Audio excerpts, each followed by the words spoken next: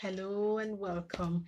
Thank you so much for joining me. My name is Essie Digby. As always, this is Serenity with Essay. Now, I'm going to be spending the next 3 to 5 minutes talking about fear. Yes, we experience it sometimes or most times. Fear of judgment, fear of failure, fear of what should have been, might have been, could have been. And oftentimes we find ourselves being stuck, not being able to do the things that we set out to do, not being able to fulfill our destiny. Now you might be watching and thinking, so I say, what's the way forward? What are you offering? How can we completely eliminate fear from our everyday doings? And the answer is there's no such thing as completely eliminating fear. However, we can learn to walk around fear in such a way that we are no longer slaves to fear. I was having a conversation with my older sister the other day, and she said to me that she sometimes sees fear as false evidence appearing real. And I said, well, that's another way to look at it. Now, as always, I like to use myself or my experience as an example to illustrate the point I am trying to make in my videos. A couple of days ago, I had to sit an online exam that involved numbers. Now, if you know me well, you will also know that I don't like numbers.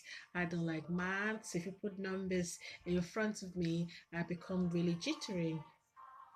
And as I thought about this exam, my head was pounding.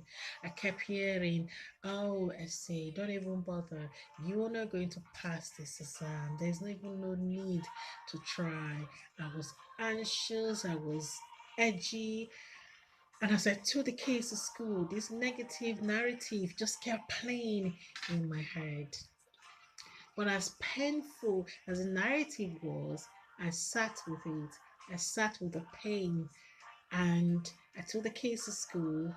And when I got back, I closed my door, I closed my curtains, and I sat on the floor. I sat in the middle of my living room. I wanted to hear the silent whispers from my soul.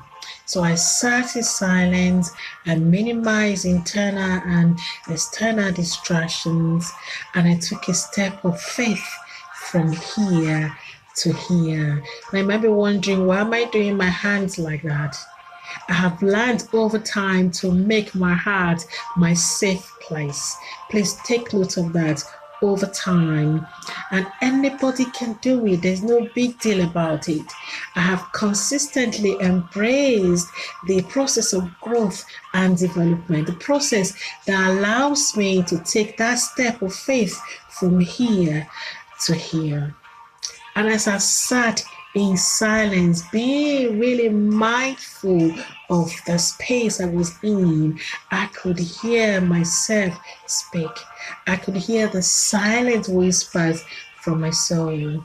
And I could hear loud and clear, essay, put one foot in front of the other. Do not give up. It doesn't matter if you don't pass the exam this time, but just give it a try. Give it a try. And as I came out of that mindful space, I went in for a bath. I sat the exam and I scored 55%. Hooray! And the pass mark was 50%.